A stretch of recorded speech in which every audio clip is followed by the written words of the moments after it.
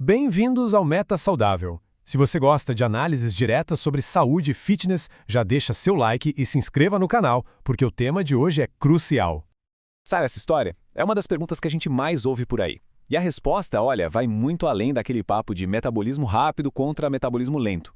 A verdade é que a queima de calorias é uma equação bem complexa, com várias peças. E hoje a gente vai desmontar essa equação, peça por peça, para entender de vez o que realmente acontece no nosso corpo. Vamos lá. Ok, para começar a entender isso, a gente precisa olhar para a peça principal do quebra-cabeça. A maior de todas, na verdade. É aquilo que o nosso corpo está fazendo o tempo todo, 24/7, mesmo quando a gente está completamente parado. É basicamente o custo de estar vivo. E o nome disso é taxa metabólica basal. Pensa assim, a TMB é como se fosse o gasto de energia do corpo em modo de espera, sabe? É o mínimo de caloria que ele queima só para manter tudo funcionando, mesmo se você passasse o dia inteiro deitado sem fazer nada. Só para respirar, para o sangue circular, para manter a temperatura, isso, acredite, gasta uma energia danada. E olha só que interessante a proporção disso tudo. A TMB não é só uma pecinha qualquer na equação, não. Ela é a maior fatia do bolo. A gente está falando de mais ou menos 65% de tudo que a gente queima num dia. É muita coisa. Isso já quebra um mito, né? A base do nosso metabolismo está no que a gente faz parado. Beleza, então já entendemos que a TMB é a base de tudo. Mas a conta não fecha aí, claro. Tem mais coisa envolvida. Para a gente ter a visão completa da história, a gente precisa olhar para o gasto energético total diário. Então, essa é a fórmula completa do nosso gasto diário. Além da TMB, que a gente já viu, entram mais dois fatores. Primeiro, o efeito térmico dos alimentos, que é a energia que o corpo gasta só para digerir o que a gente come, coisa de uns 10%. E o segundo é o gasto por atividade, que é, bem, tudo, desde ir para a academia até levantar para pegar um café. E é aqui, nesse ponto, que as diferenças entre as pessoas ficam gigantescas. E aí, a gente entra numa observação bem comum que a ciência confirma. Em média, homens tendem a ter uma taxa metabólica basal mais alta que as mulheres. A diferença, olha só, fica em torno de 300 calorias por dia. Isso em repouso. Mas por quê? É só porque é homem ou mulher?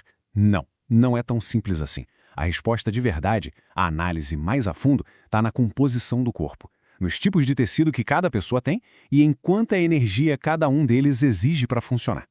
E essa tabela aqui mata a charada. A gente vê claramente que a diferença na TMB não é sobre gênero em si, é sobre a quantidade de tecidos que custam caro para o corpo manter.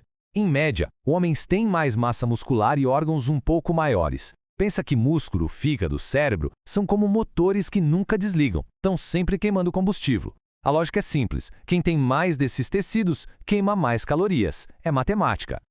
Certo, já entendemos a base. Agora vamos para a parte mais maleável da equação. Aquela que a gente mais consegue controlar no dia a dia, sabe? É o que a gente chama de NEAT. E isso de verdade é uma arma secreta para o nosso metabolismo. O que é NEAT, então?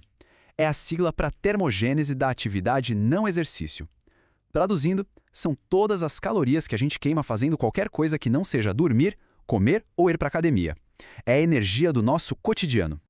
Subir escada em vez de pegar o elevador, caminhar até a padaria, limpar a casa, até mesmo ficar se mexendo na cadeira, gesticular enquanto fala, tudo isso é NEAT. E essas pequenas coisas, quando somadas, fazem uma diferença brutal. A gente está falando de centenas de calorias por dia de diferença entre uma pessoa mais ativa e outra mais parada. E se liga nesse exemplo, que é um clássico. Lá em 1953, muito antes de existir smartwatch, fizeram um estudo em Londres. Viram que os cobradores de ônibus, que passavam o dia andando para cima e para baixo no veículo, tinham um risco muito menor de morrer do coração do que os motoristas, que ficavam sentados. Os cobradores não estavam malhando, o trabalho deles só tinha um NEAT muito mais alto. Isso mostra o poder do movimento constante. E aí chegamos nos famosos 10.000 passos. Esse número virou um símbolo, né? E não é à toa. Ele serve como uma boa linha divisória entre um estilo de vida sedentário e um ativo. Para quem trabalha o dia todo em um escritório, por exemplo, bater essa meta significa se esforçar de propósito para aumentar o NEAT. Só que o nosso corpo não é uma planilha de Excel. Não é uma matemática tão simples. Existe uma outra camada, uma variável oculta que pode bagunçar essa conta toda. Os hormônios. Eles são como os maestros do nosso metabolismo. Vamos pegar o estresse crônico, por exemplo. Quando a gente vive sob pressão constante, o corpo dispara cortisol, e E o cortisol em excesso manda um sinal para o corpo. Alerta, economize energia. O resultado, o metabolismo pode desacelerar e o corpo começa a guardar mais gordura, principalmente ali na barriga. E não é só isso. Outras coisas entram na dança. Fases da vida, como a menopausa, podem mexer com os hormônios e diminuir a massa muscular, o que, como a gente viu, diminui a TMB. E tem mais, dietas super restritivas. O corpo é esperto, ele entra num modo de sobrevivência e, para se proteger, ele desacelera tudo. É uma herança da nossa evolução que hoje em dia torna muito difícil manter um plano consistente. Falando em ter um plano completo para finalmente ver resultados, muita gente me pergunta como organizar uma rotina ou qual plataforma eu recomendo para quem quer um guia de verdade, que junte treino e nutrição. Para isso, eu recomendo a Netflix Fitness. É uma plataforma completa com treinos novos toda semana, seja para fazer em casa ou na academia, além de planos de nutrição e um foco real em criar equilíbrio e mudar seus hábitos. Se você quer entrar para o time e ter esse acompanhamento completo, é só acessar o link aqui na descrição ou apontar para o QR Code que está na tela e começar sua transformação. Bom, depois de toda essa análise, vamos para a parte prática, a parte que realmente interessa. Se a gente juntar tudo o que foi dito, a gente chega em duas grandes alavancas, 2 pontos que realmente podemos controlar para otimizar essa queima de calorias.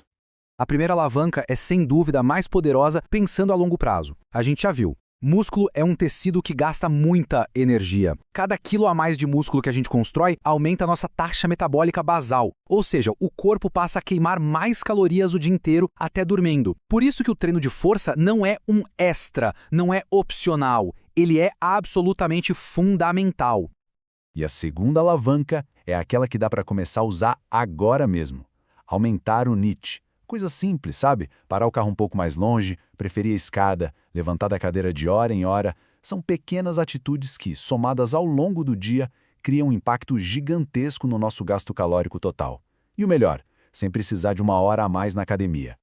Então, a grande lição aqui é a seguinte: a gente precisa parar de pensar em metabolismo rápido ou metabolismo lento como se fosse uma sentença. O foco tem que mudar, tem que ser nessas 2 alavancas. A pergunta, no fim das contas, não é se o metabolismo de alguém é bom ou ruim.